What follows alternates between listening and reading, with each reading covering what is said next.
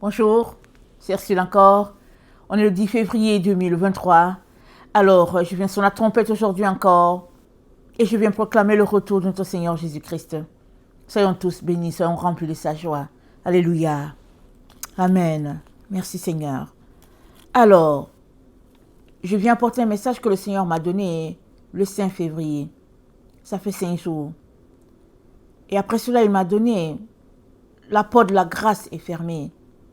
Après cela, il m'a donné les noces de l'agneau sont arrivées. Mais les deux qui ont suivi ont été dits avant celui-ci parce que je devais faire des recherches, retourner dans l'Ancien Testament et vérifier certaines choses. Ce qui fait que je l'apporte juste aujourd'hui. Et j'aimerais aussi vous dire que chaque fois que le Seigneur me donne un message, pour tout le monde, je suis aussi inclus dans tout le monde. Je prends le temps pour aller faire des recherches, mais très souvent, je prends le temps pour réécouter la vidéo aussi. Alors, je nous encourage tous à nous attarder sur ce que le Seigneur est en train de dire, parce que c'est pour notre salut. C'est pour notre délivrance. Amen. Que le nom de notre Dieu soit béni. Alors, le message que j'ai reçu le 5 février, je pense autour de 6 heures du matin, c'est dans Apocalypse 21, le verset 3. C'est dit, « Et j'entendis du trône une forte voix qui disait, « Voici le tabernacle de Dieu avec les hommes. Il habitera avec eux. Ils seront son peuple et Dieu lui-même sera avec eux. » C'est ça que j'ai reçu. Amen. Alors, tabernacle, qu'est-ce que ça veut dire? Et comme il y avait une référence au premier tabernacle, n'est-ce pas, avec Moïse, j'ai pris le temps pour aller regarder qu'est-ce que le Seigneur a pour nous. Alors, dans Exode 25, le verset 1 à 9, voilà ce qui est dit. Une partie de ce que Dieu a dit à Moïse concernant le tabernacle. Évidemment, je vous encourage à tout lire, Exode, c'est très intéressant. Surtout tout ce que le Seigneur a dit, les ustensiles et le sens, les sacrifices, très important. C'est vrai qu'on nous a éduqués à l'église de Laodicée à nous attarder sur le Nouveau Testament seulement. Mais je viens encourager tout le monde à lire l'Ancien de plus belle. Pourquoi? Parce que la base est là-bas. Si tu ne connais pas la base, comment vas-tu connaître la fin? Amen. Voilà pourquoi Jésus-Christ à l'église de Laodicée s'annonce comme l'Amen. Et après, le principe de la création de Dieu. C'est-à-dire le commencement. C'est-à-dire la fondation.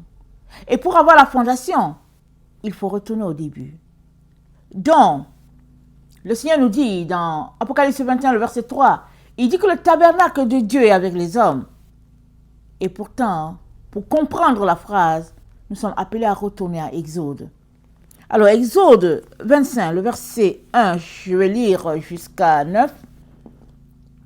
L'Éternel parla à Moïse et dit, parle aux enfants d'Israël, qu'ils m'apportent une offrande. Vous la recevrez pour moi de tout homme qui la fera de bon cœur. Amen et alléluia. Les offrandes que Dieu nous demande, c'est le bon cœur.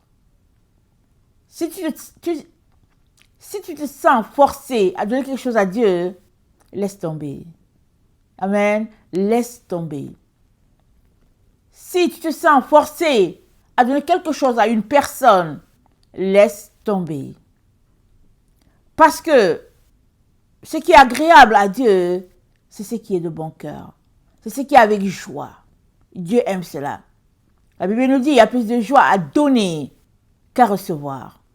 Alors Dieu dit à Israël, vous allez m'apporter cette offrande de bon cœur. Voici ce que vous recevrez d'eux en offrande. de l'or, l'argent, l'airain, étoffe, tintin bleu, pourpre, cramoisi, fin lin, poil de chèvre, peau de bélier, tintin rouge, peau de dauphin, bois d'acacia, huile pour le chandelier, aromates, huile d'onction pour les parfums odoriférants, pierre d'onyx, d'autres pierres pour la garniture de l'éphod, du pectoral. Ils me feront, le verset 8, un sanctuaire et j'habiterai au milieu d'eux. Amen. Alléluia. Vous ferez le tabernacle et tous ses ustensiles d'après le modèle que je vais te montrer. Amen. Alléluia. Donc, Moïse n'a pas fait le tabernacle au hasard. Il a fait le tabernacle suivant le modèle. Un modèle précis, le modèle qu'il y a au ciel. Et Moïse devait faire la chose exactement comme Dieu le lui a montré. Il ne devait pas faire autre chose. Alors, quelles étaient les conditions?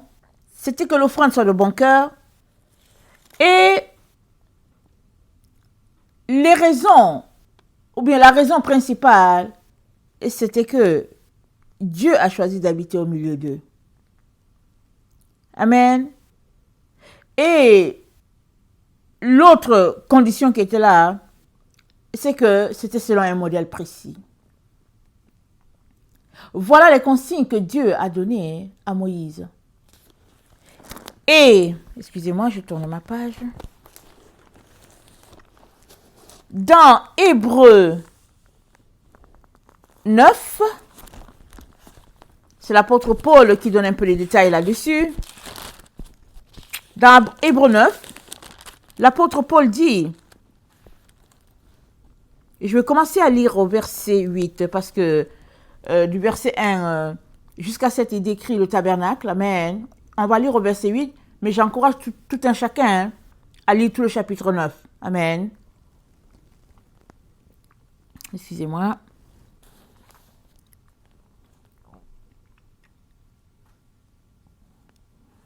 Attendez. Ok, on va commencer à lire au verset 5. Au-dessus de l'arche étaient les chérubins de la gloire, couvrant de leur ombre le propitiatoire. Ce n'est pas le moment de parler en détail là-dessus. Or, ces choses étant ainsi disposées, les sacrificateurs qui font le service entrent en tout temps dans la première partie du tabernacle. Ceux qui sont en service, ils entrent en tout temps. Et dans la seconde, le souverain sacrificateur seul entre une fois par an, non sans y porter du sang qu'il offre pour lui-même et pour les péchés du peuple. Le Saint-Esprit, attendez. Et dans la seconde, le souverain sacrificateur seul entre une fois par an, non sans y porter du sang qu'il offre pour lui-même et pour les péchés du peuple. C'est-à-dire que quand le souverain sacrificateur devait y aller, il allait tout en apportant un sacrifice. Parce que c'est le moment du Yom Kippour. Donc, il offrait du sang pour lui-même et aussi pour tout le peuple. Amen. Et le verset 9, c'est le verset qui nous intéresse, c'est une figure pour le temps actuel où l'on présente des offrandes et des sacrifices qui ne peuvent rendre parfait sous le rapport de la conscience celui qui rend ce culte. Attendez, j'ai sauté une partie. C'est le verset 8 qui nous intéresse. Excusez-moi. Le Saint-Esprit montrait par là que le chemin du lieu très saint n'était pas encore ouvert tant que le premier tabernacle subsistait. Amen. Tant que le premier tabernacle subsistait, le Saint-Esprit montrait par là que le chemin du lieu très saint n'était pas encore ouvert. Et Dieu nous dit, le tabernacle de Dieu est avec les hommes. C'est le message du Seigneur. Apocalypse 21, le verset 3. Le tabernacle, voici le tabernacle de Dieu avec les hommes. Il habitera avec eux et ils seront son peuple. Et Dieu lui-même sera avec eux. Dieu est en train de nous dire qu'il est au milieu de nous. C'est ça qu'il est en train de nous dire.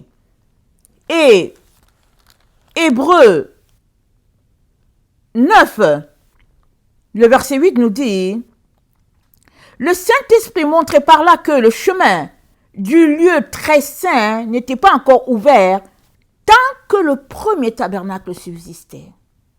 Et on sait que le premier tabernacle a fait place au temple établi par le roi Salomon.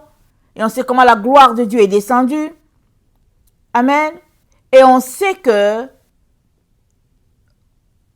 Dieu parle d'un troisième temple. Amen. Qui n'est pas fait de main d'homme. Alléluia. Ceux qui ne marchent pas selon le Dieu d'Israël attendent un temple fait de main d'homme. Ils font grandir des vaches rousses. Ils font toutes sortes de cérémonies pour pouvoir bâtir ce troisième temple-là, mais un temple en briques, fait de main d'homme. Mais Dieu parle d'un temple qui n'est pas fait de main d'homme. C'est de ça qu'il est question. Et Dieu nous dit, tant que le premier tabernacle subsistait, on ne pouvait pas voir l'autre tabernacle, c'est-à-dire le tabernacle final, que Dieu a annoncé dans Apocalypse 21, le verset 3. Et ce tabernacle, c'est quoi?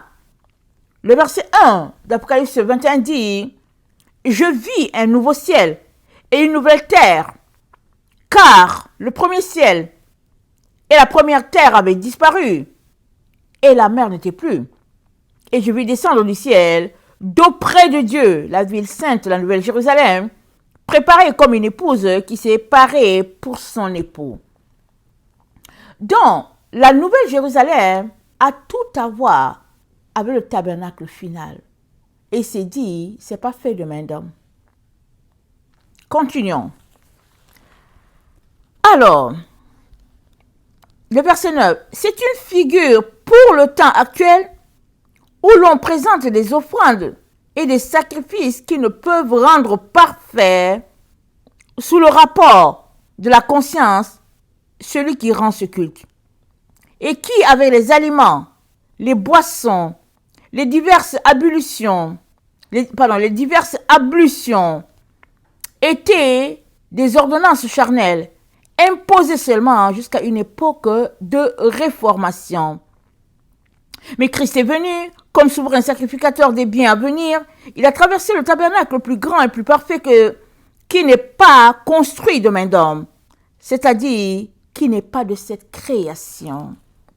Et il est entré une fois pour toutes dans le lieu très saint, non avec le sang des boucs et des veaux, mais avec son propre sang, ayant obtenu une rédemption éternelle. Car si le sang des taureaux et des boucs et la cendre des vaches répandue sur ceux qui sont souillés, sanctifient et procurent la pureté de la chair, combien plus le sang de Christ qui, par un esprit éternel, s'est offert lui-même, sans tache à Dieu, purifiera-t-il votre conscience des œuvres mortes afin que vous serviez le Dieu vivant. Amen. Alors, Dieu parle ici d'un tabernacle qui n'est pas fait de main d'homme. Il est donc parfait. Amen. Parce que il a été taillé, établi par Dieu lui-même, à la mesure de Dieu. Et au verset 9, On est toujours dans Hébreux 9, n'est-ce pas? Au verset 9, c'est dit, c'est une figure pour le temps actuel, où l'on présente des offrandes et des sacrifices qui ne peuvent rendre parfait, sous le regard de la conscience, celui qui rend ce culte. Donc, arrêtons-nous d'abord. On dit, le premier tabernacle était une figure. C'est quoi une figure? Je suis allée regarder dans Wikipédia. Alors, figure, c'est une apparence, c'est une représentation, c'est un symbole, c'est une forme, c'est un portrait, c'est un cliché, c'est une allégorie, c'est un schéma, c'est une photo, c'est une illustration, c'est une métaphore, c'est un signe. Voilà tous les synonymes du mot figure. Donc, le premier tabernacle, c'était une illustration d'un tabernacle qui a au ciel. Lisons Apocalypse 11, le verset 19. Apocalypse 11, le verset 19, ça dit ceci. Excusez-moi. Et le temple de Dieu dans le ciel fut ouvert, et l'arche de son alliance apparut dans son temple. Et il eut des éclairs, des voix, des tonnerres, un tremblement de terre et une forte grêle. Donc, il y a un tabernacle au ciel. Le premier tabernacle montré à Moïse a été fait sur ce modèle-là. Et c'est dit que le tabernacle fut ouvert. Quand est-ce qu'il fut ouvert? Il fut ouvert quand, au verset 18, c'est dit, je suis dans Apocalypse 11, le verset 18, c'est dit, le temps est venu de juger les morts, de récompenser tes serviteurs, les prophètes, les saints et ceux qui craignent ton nom, les petits et les grands, et de détruire ceux qui détruisent la terre. Donc, on est dans ce temps-là, autour de ce temps-là. Amen. Alors, c'est dit, le tabernacle fut ouvert. Le tabernacle dans le ciel fut ouvert. Alors, vous savez que quand Dieu a créé les cieux et la terre, c'est dit qu'il a séparé les eaux d'en bas avec ceux d'en haut. Ceux d'en haut ont été appelés ciel. Et ceux d'en bas ont été appelés terre. Donc, le modèle du ciel, ou bien le modèle de la terre, doit être conforme à celui du ciel. Mais les choses ne sont pas passées ainsi, parce que l'ennemi est venu et il a fait marcher la terre sur un modèle différent. Les hommes sur la terre ont marché selon l'arbre de la connaissance du bien et du mal. Alors qu'au ciel, tout le monde marche selon l'arbre de vie. Mais sur la terre, les gens ont marché selon l'arbre de la connaissance du bien et du mal. Certains ont marché selon l'arbre de vie, mais le grand nombre s'est adonné à la chair, au péché, aux choses charnelles. Et nous sommes rendus dans le temps où il sera dit sur la terre que ce qui est sur la terre est exactement comme au ciel. C'est ça qu'il sera dit. Pourquoi? Parce que sur la terre aussi, les gens vont marcher comme on marche au ciel. C'est-à-dire quoi? Sous la volonté d'une seule personne, et cette volonté, la volonté de notre Dieu. Tous ceux-là qui s'opposeront à la volonté de Dieu seront tout simplement éliminés. Ils ne se retrouveront plus là. Et la terre va connaître cette période paisible là, pendant 1000 ans. Et c'est dit que dans un même gîte, on va trouver l'agneau et puis le lion. Pour montrer, Dieu veut nous montrer comment ce sera paisible sur la terre. Mais avant que ce temps puisse s'établir sur la terre, il y a un groupe qui devra être éliminé. Parce que le groupe s'oppose à Dieu, le groupe veut marcher selon ses propres désirs. Le groupe ne veut pas marcher selon les voies de Dieu.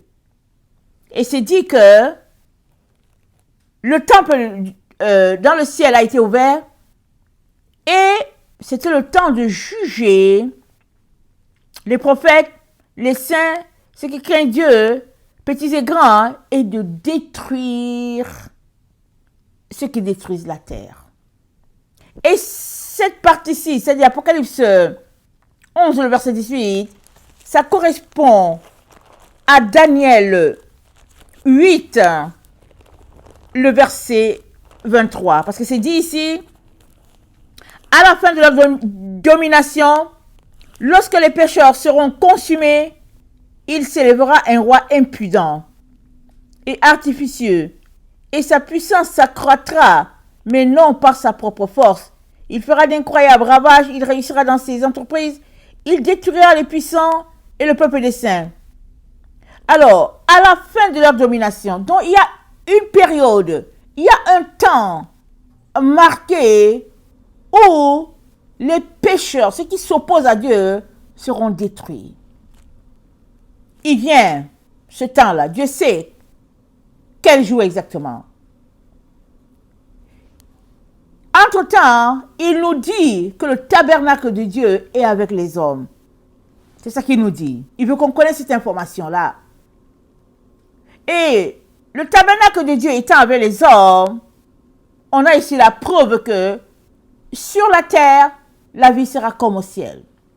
Parce que les hommes vont manger l'arbre de vie. Amen. Ils vont se délecter de la présence de Dieu.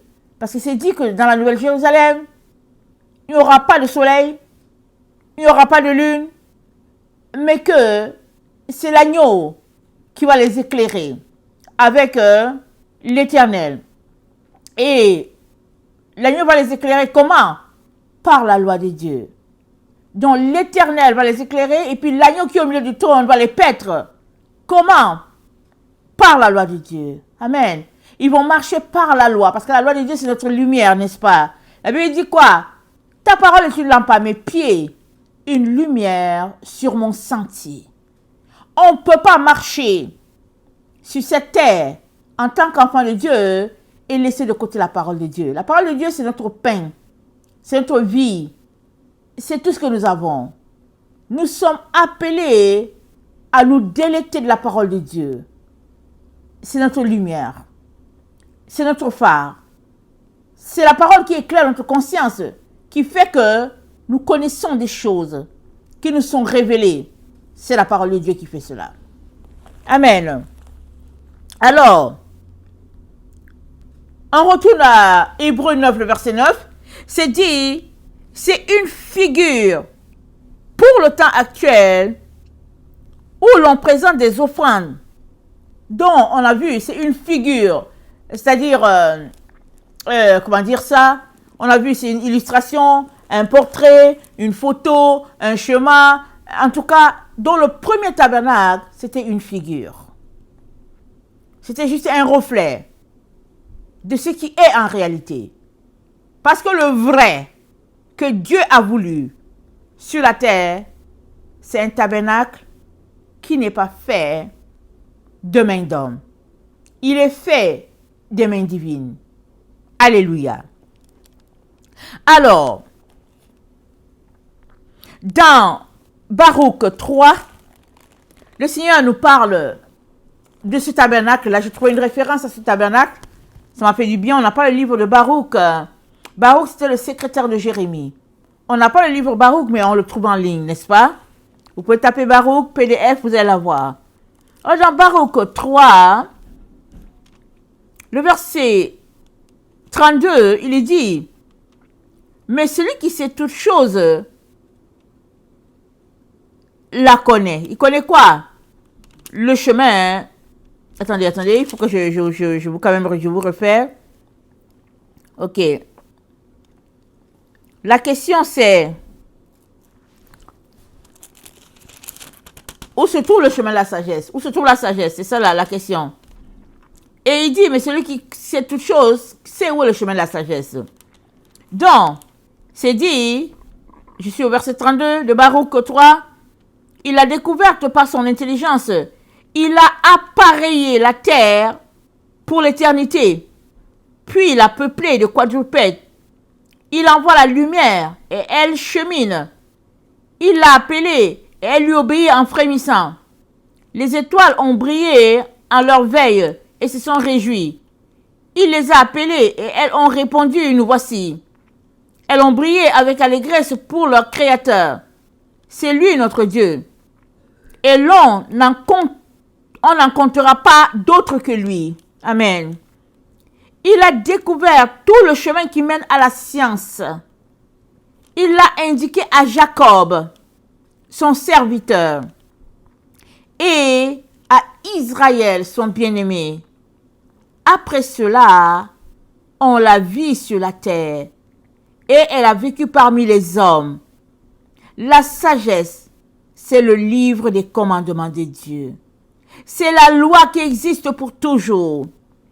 Tous ceux qui s'attachent à elle iront à la vie.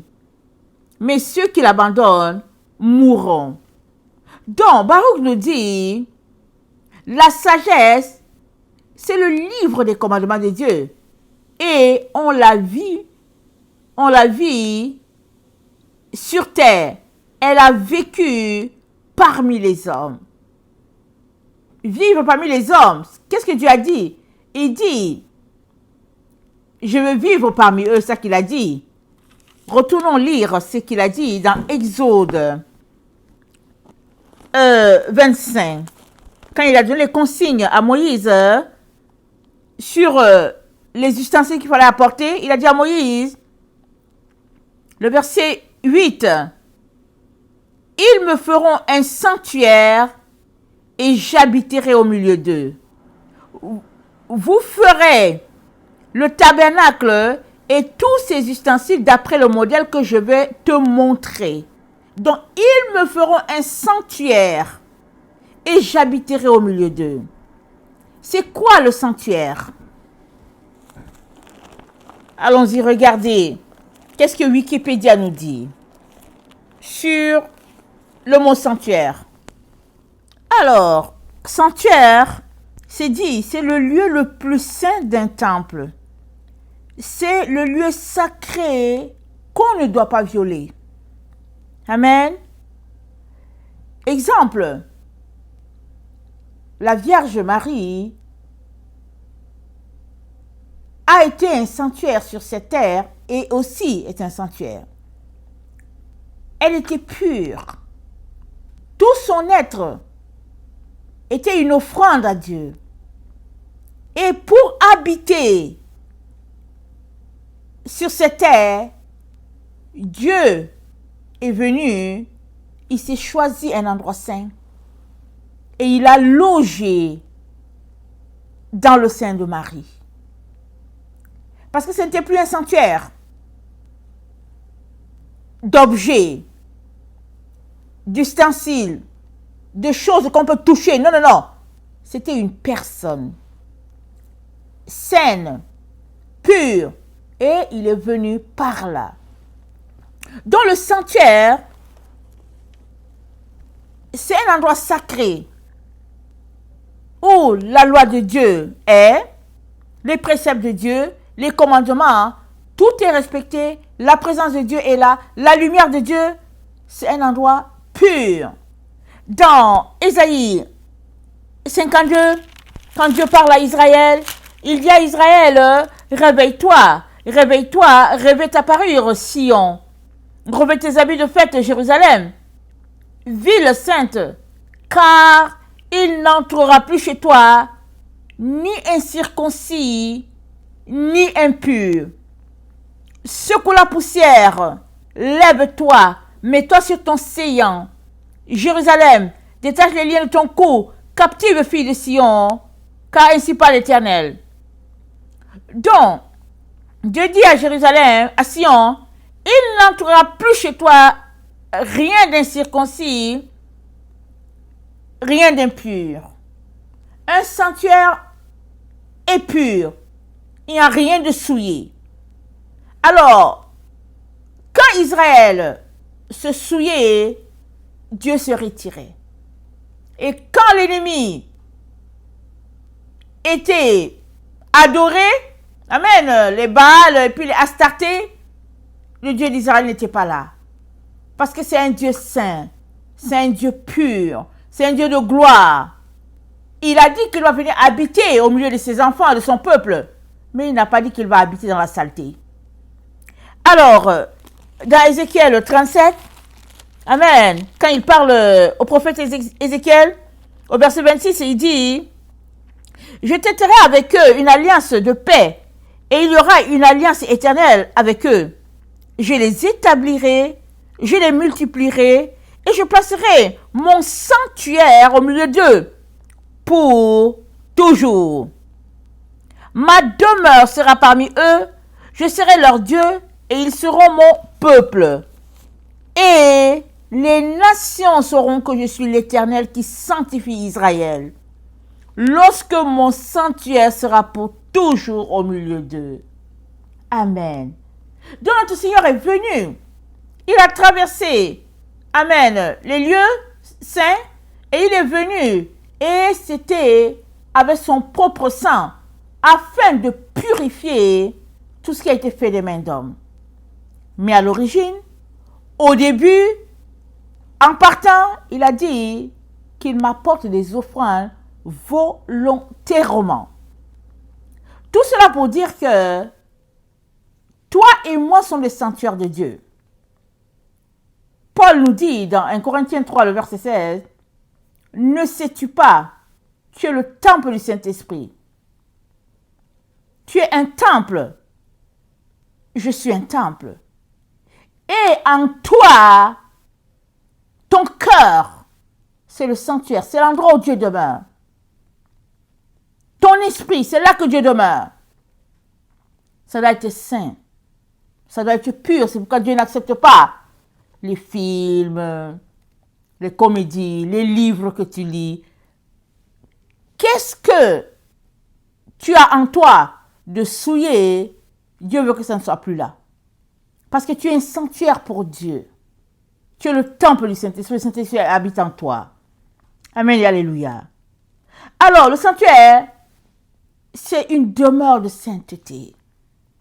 Alors, Dieu nous dit, son tabernacle est avec les hommes. Les hommes, c'est qui? C'est nous autres. Amen. Son tabernacle est avec nous. Et quand il a vécu sur cette terre, avant de partir, il a dit aux disciples, je vous enverrai le Saint-Esprit.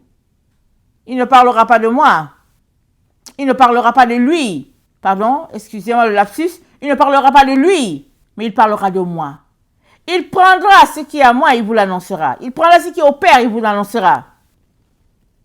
C'est ça, l'œuvre du Saint-Esprit. Demeurant en nous, nous aidant à nous purifier, afin qu'on soit ce véritable sanctuaire-là. Et dans Apocalypse 21, puisque c'est le chapitre où notre texte a été tiré, dans Apocalypse 21, le verset 27, Dieu dit ça. Il dit, il n'entrera chez elle, c'est-à-dire dans la Nouvelle Jérusalem, rien de souillé, ni personne qui se livre à l'abomination et au mensonge. Il n'entrera que ceux qui sont écrits dans le livre de vie de l'agneau. Alléluia. Le sanctuaire de Dieu, le lieu saint, très saint, le saint des saints. Voilà ce que sera le sanctuaire de notre Dieu. Et ça nous appelle, toi et moi, à une vie de pureté, une vie de consécration totale à notre Dieu. Ce n'est pas une vie où nous donnons une partie, non, complètement à Dieu. Rien en contact avec Babylone, rien en association avec le monde, avec la franc-maçonnerie, le Baal, Astarté, Jézabel, toutes ces choses-là, on doit faire sortir ça. Parce que notre Dieu est saint, il est pur. Alléluia. Alors,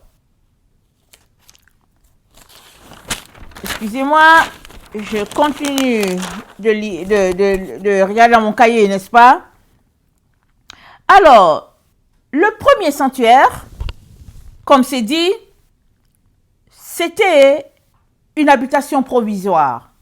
Le tabernacle que Dieu a montré à Moïse, il a demandé à Israël de lui apporter les instruments, les ustensiles, les étoffes, peau de bélier. Israël a apporté des pierres, ils ont apporté, et ils ont monté.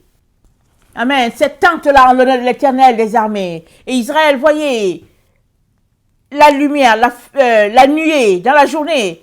Et la nuit, il y avait la lumière. Toutes les autres nations étaient apeurées parce qu'ils savaient que le Dieu d'Israël habitait là. Ils savaient que, le Dieu créateur était avec Israël. Toutes les nations savaient cela. Parce que la colonne de feu était la nuit et la nuée était le jour. Voilà comment Israël était encadré avec ce tabernacle-là, fait de main d'homme, qui était une figure, une illustration de ce qui est en réalité. Et nous sommes arrivés au temps où Dieu nous dit, nous sommes dans le temps où le vrai tabernacle de Dieu est avec les hommes. Et dans Proverbe 8, le verset 22, il est dit ceci. Alors, sanctuaire, c'est dit, c'est le lieu le plus saint d'un temple. C'est le lieu sacré qu'on ne doit pas violer. Amen. Exemple, la Vierge Marie a été un sanctuaire sur cette terre et aussi est un sanctuaire. Elle était pure. Tout son être était une offrande à Dieu. Et pour habiter sur cette terre, Dieu est venu, il s'est choisi un endroit saint et il a logé dans le sein de Marie. Parce que ce n'était plus un sanctuaire d'objets, d'ustensiles, de choses qu'on peut toucher. Non, non, non. C'était une personne saine, pure, et il est venu par là. Dans le sanctuaire, c'est un endroit sacré où la loi de Dieu est, les préceptes de Dieu, les commandements, tout est respecté, la présence de Dieu est là, la lumière de Dieu, c'est un endroit pur. Dans Ésaïe 52, quand Dieu parle à Israël, il dit à Israël, réveille-toi, réveille-toi, revêt ta parure, Sion, revêt tes habits de fête, Jérusalem, ville sainte, car il n'entrera plus chez toi ni incirconcis, ni impur. Secoue la poussière, lève-toi, mets-toi sur ton séant. Jérusalem, détache les liens de ton cou, captive fille de Sion, car ainsi parle l'Éternel. Donc, Dieu dit à Jérusalem, à Sion, il n'entrera plus chez toi rien d'incirconcis, rien d'impur. Un sanctuaire est pur. Il n'y a rien de souillé. Alors, quand Israël se souillait, Dieu se retirait. Et quand l'ennemi était adoré, amen, les Baals et puis les Astartés, le Dieu d'Israël n'était pas là. Parce que c'est un Dieu saint, c'est un Dieu pur, c'est un Dieu de gloire. Il a dit qu'il va venir habiter au milieu de ses enfants, de son peuple. Mais il n'a pas dit qu'il va habiter dans la saleté. Alors, dans Ézéchiel 37, amen, quand il parle au prophète Ézéchiel, au verset 26, il dit, « Je traiterai avec eux une alliance de paix, et il y aura une alliance éternelle avec eux. Je les établirai, je les multiplierai, et je placerai mon sanctuaire au milieu d'eux pour toujours. Ma demeure sera parmi eux, je serai leur Dieu et ils seront mon peuple.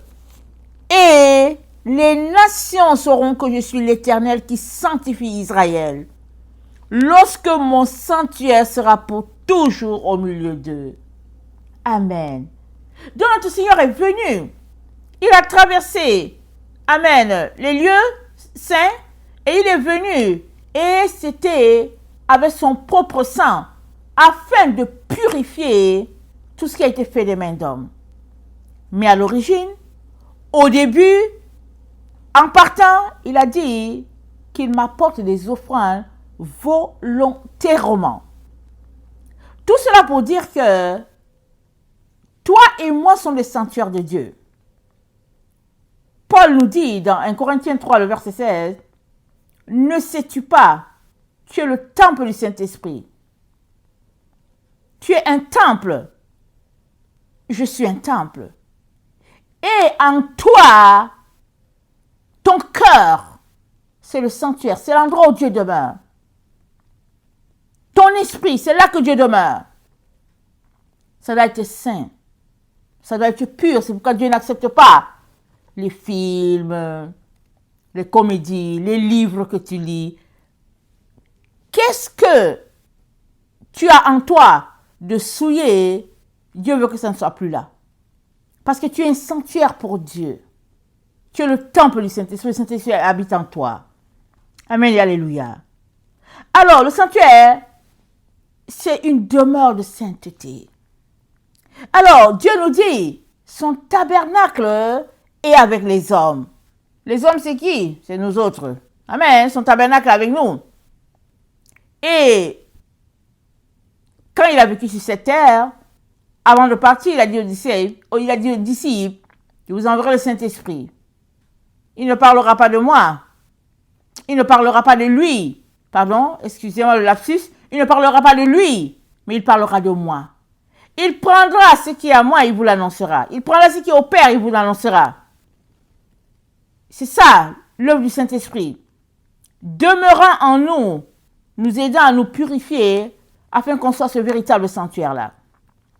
Et dans Apocalypse 21, puisque c'est le chapitre où notre texte a été tiré, dans Apocalypse 21, le verset 27, Dieu dit ça. Il dit, il n'entrera chez elle, c'est-à-dire dans la Nouvelle Jérusalem, rien de souillé, ni personne qui se livre à l'abomination et au mensonge. Il n'entrera que ceux qui sont écrits dans le livre de vie de l'agneau. Alléluia. Le sanctuaire de Dieu, le lieu saint, très saint, le saint des saints. Voilà ce que sera le sanctuaire de notre Dieu. Et ça nous appelle, toi et moi, à une vie de pureté, une vie de consécration totale à notre Dieu.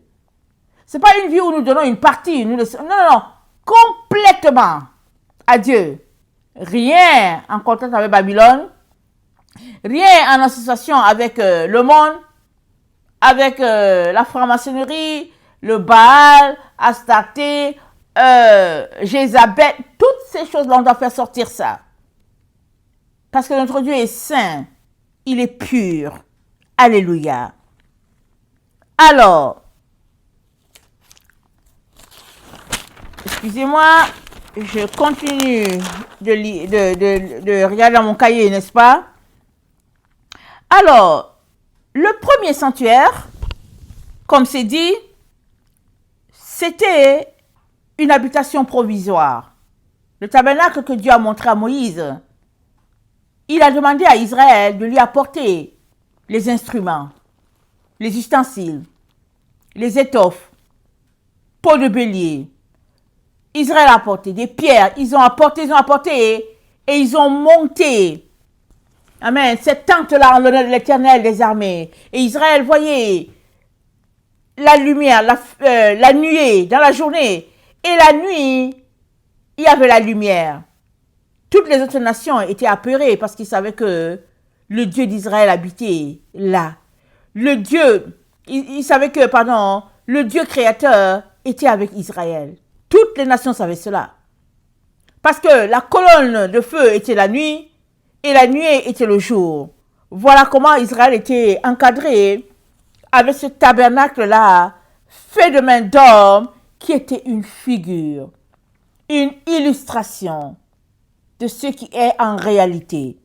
Et nous sommes arrivés au temps où Dieu nous dit, nous sommes dans le temps où le vrai tabernacle de Dieu est avec les hommes. Dans Ésaïe 57, le verset 15, Dieu dit, « Car ainsi parle le Très-Haut, dont la demeure est éternelle, et dont le nom est saint. J'habite dans les lieux élevés et dans la sainteté. Mais je suis avec l'homme contrit et humilié, afin de ranimer les esprits humiliés, afin de ranimer les cœurs contrits. Je ne veux pas contester à toujours, ni garder une éternelle colère, quand devant moi tombent en défaillance les esprits, les âmes que j'ai faites. À cause de son avidité coupable, je me suis irrité et je l'ai frappé. Je me suis caché dans mon indignation, et le rebelle a suivi le chemin de son cœur. J'ai vu ses voies, et je le guérirai. Je lui servirai de guide, et je le consolerai, lui et ceux qui pleurent avec lui. Je mettrai la louange sur les lèvres. Paix, paix à celui qui est loin et à celui qui est près, dit l'Éternel. Je les guérirai.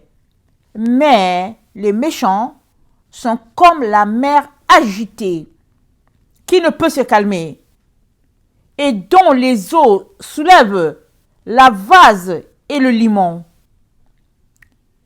Il n'y a point de paix pour les méchants, dit mon Dieu.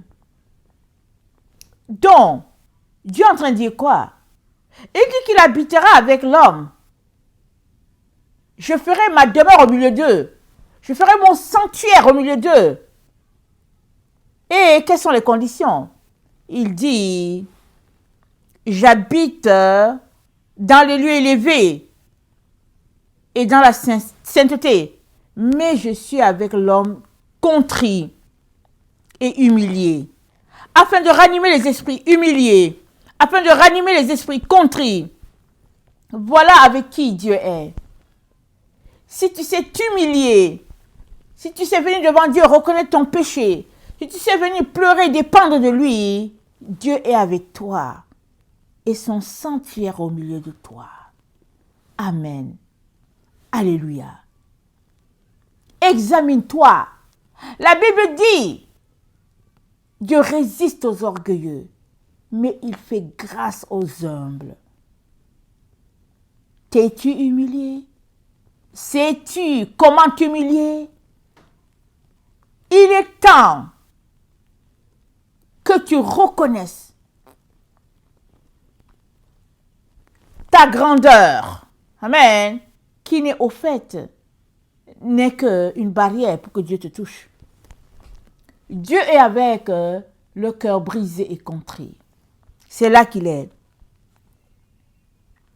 Et il guérira, amen, des personnes dans cet état d'humiliation et de rabaissement. Ce n'est que Dieu qui peut guérir ça. Mais tu ne peux pas toucher Dieu avec ton orgueil. Et dans Proverbe 8, le verset 22, notre Dieu nous dit, c'est sagesse encore qui parle ici, et Dieu dit, à travers sa bouche, l'Éternel m'a créé la première de ses œuvres avant les œuvres les plus anciennes. J'ai été établi depuis l'éternité, dès le commencement, avant l'origine de la terre. Je fus enfanté quand il n'y avait point d'abîme, point de source chargée d'eau, avant les montagnes, avant que les montagnes soient fermées, avant que les collines existent, je fus enfanté. Et qu'est-ce qui ressort de ça? C'est dit au verset 12. Moi, la sagesse, j'ai pour demeure le discernement et je possède la science de la réflexion. La crainte de l'Éternel, c'est la haine du mal. L'arrogance et l'orgueil, la voie du mal. La bouche perverse, voilà ce que je hais. Voilà les choses que la sagesse divine est. Elle ne peut pas demeurer là. Quoi qu'elle soit la première des œuvres de Dieu, elle ne peut pas demeurer là où il y a la haine, là où il y a le mépris, là où il y a l'orgueil, là où il y a l'amour des choses du monde. Elle ne peut pas demeurer là. Elle demeure, amen, à la croisée des chemins, afin de ramener les cœurs à Dieu et de montrer le chemin aux enfants de Dieu. Mais il y a quelque chose qui est très fort, qui est poignant dans la sagesse, verset 29, c'est que elle dit, lorsque Dieu donna une limite à la mer, pour que les eaux n'en franchissent pas les bords, lorsqu'il posa les fondements de la terre, j'étais à l'œuvre auprès de lui. Je faisais tous les jours ses délices, jouant sans cesse en sa présence. Jouant sur le cercle de la terre, c'est là qu'elle était.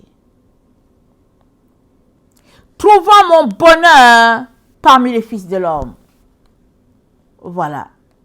Le tabernacle de Dieu est avec les hommes. Baruch dit, on l'a vu sur la terre. Sagesse dit, j'ai trouvé mon bonheur parmi les fils des hommes. Qu'est-ce que Dieu est en train de nous dire ici? Dieu est en train de nous dire, la sagesse de Dieu, c'est le tabernacle. C'est ça qu'il est en train de nous dire. Tu ne peux pas toucher Dieu si tu ne commences pas par entrer dans son enceinte. Et tu ne peux pas entrer dans cette enceinte-là sans que tu sois connecté à sa sagesse. C'est pas possible. Parce que c'est dit quoi? La crainte de l'Éternel, c'est le commencement de la sagesse. Tu commences à être sage si tu choisis la crainte de Dieu. Mais si tu refuses de craindre Dieu, sagesse, c'est bye-bye. Tabernacle divin, c'est bye-bye. Mais là, une fois que tu es dans le tabernacle, amen, il y a le lieu saint, après, et il y a le Saint des Saints, à l'endroit où tu trouves l'arche de l'Alliance, à l'endroit de l'intimité, à l'endroit où le Saint-Esprit coule, à l'endroit où Dieu est le cœur même du temple de Dieu. Le sanctuaire, c'est là qu'il y avait l'arche. Il est donc très très important, mes chers frères et chères sœurs, en tant qu'enfants de Dieu, que nous fassions tout pour nous sanctifier, tout pour nous purifier, tout, parce que Dieu ne peut pas passer outre ce qu'il a établi. C'est lui qui a établi, c'est lui qui a montré le premier tabernacle à Moïse, et c'est lui qui continue de nous montrer. Amen. Aujourd'hui, que le tabernacle de Dieu est avec les hommes. La parole de Dieu ne va jamais changer. On a lu dans Apocalypse 19 que Jésus-Christ, c'est l'esprit de prophétie. Tout ce qui a été prophétisé va arriver. Ça veut dire quoi pour toi et moi? Nous devons être saints et purs pour notre Dieu. 1 Corinthiens, je vais finir avec ça et je vais faire une deuxième vidéo, n'est-ce pas, pour terminer la leçon, parce que j'ai encore une page qui est là, en arrière, voilà, et je préfère arrêter là et puis faire le 2. Donc, 1 Corinthiens 3, le verset 10, c'est Paul qui parle, ça dit, sur la grâce de Dieu qui m'a été donnée, j'ai posé le fondement, comme un sage architecte. Un autre bâtit dessus, mais que chacun prenne garde à la manière dont il bâtit dessus. Car personne ne peut poser un autre fondement que celui qui a été posé, savoir Jésus-Christ. Or, si quelqu'un bâtit sur ce fondement avec de l'or, de l'argent, des pierres précieuses, du bois, du foin, du chaume, l'œuvre de chacun sera manifeste, car le jour la fera connaître, parce qu'elle se révélera dans le feu, et le feu éprouvera ce qu'est l'œuvre de chacun. Si l'œuvre bâtie par chacun sur le fondement subsiste, il recevra une récompense. Si l'œuvre de quelqu'un est consumée, il perdra sa récompense. Pour lui, il sera sauvé, mais comme au travers du feu. Ne savez-vous pas que vous êtes le temple de Dieu et que l'Esprit de Dieu habite en vous? Si quelqu'un détruit le temple de Dieu, Dieu le détruira. Car le temple de Dieu est saint et c'est ce que vous êtes. Le temple de Dieu est saint et c'est ce que vous êtes. Mais Paul a tiré ce passage d'où? Il l'a tiré d'Exode 25. Dieu a dit à Israël, apportez-moi des offrandes selon votre bon vouloir.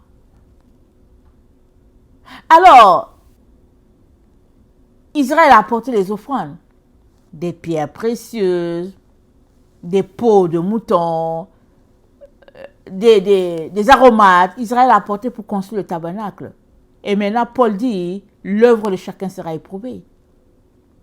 Si c'est consumé, si le feu brûle ton œuvre, tu seras quand même sauvé. Pourquoi seras-tu sauvé? Parce que tu auras suivi le cheminement prévu par Dieu. Dieu a dit à Israël, apportez-moi des offrandes volontaires. Et après, ils ont apporté. Et le tabernacle de main physique a été bâti. Et Dieu dit, c'était une figure des choses à venir. L'œuvre de chacun passera par le feu de Dieu pour éprouver quelle était l'intention de chacun. Après cela, chacun aura sa récompense. C'est ça que Paul est en train de nous expliquer. Mais plusieurs enfants de Dieu ont choisi de bâtir ailleurs, pas dans l'enceinte prévue par Dieu. Ils ont choisi ailleurs. Et Paul dit, ça doit être bâti sur le fondement. Il y a un endroit, c'est ça qu'on va voir à la prochaine vidéo. Il y a un endroit que Dieu a prévu pour que le tabernacle soit monté. Moïse n'est pas venu comme ça pour dire, ok, on va placer ça à cet endroit. Dieu a établi les endroits à Moïse, et puis l'endroit où chaque famille devait demeurer, Dieu a tout montré à Moïse. C'est Dieu qui décide, c'est pas toi. Et ta sainteté est étroitement liée au fait que tu bâtis selon les conditions de Dieu. Tu es le temple du Saint-Esprit. Si tu marches selon les conditions de Dieu, pas selon tes conditions, pas selon les conditions de ta dénomination, mais selon les conditions de Dieu. Et les conditions de Dieu, elles ont été établies depuis l'origine. Depuis l'origine. Et Dieu te dit aujourd'hui, le tabernacle de Dieu est avec les hommes. Il habitera au milieu d'eux. Il dit, j'habiterai au milieu d'eux. Ils seront mon peuple et je serai leur Dieu. As-tu de la place de Dieu? As-tu de la place pour Dieu? As-tu de la place pour Dieu en toi? Es-tu un sanctuaire pour ton Dieu? Il est très important que tu répondes à cette question-là. Parce que ta vie dépend de tout cela. Et si tu fais partie des gens qui n'aiment pas lire l'Ancien Testament, prends ta Bible, va lire ce que Dieu a dit là-bas. Parce que tu ne peux pas bâtir si tu ne retournes pas au fondement. Que le Seigneur bénisse sa parole. Je vous aime beaucoup. Dieu davantage. Maranatha. Jésus revient. Amen et alléluia. Soyez bénis.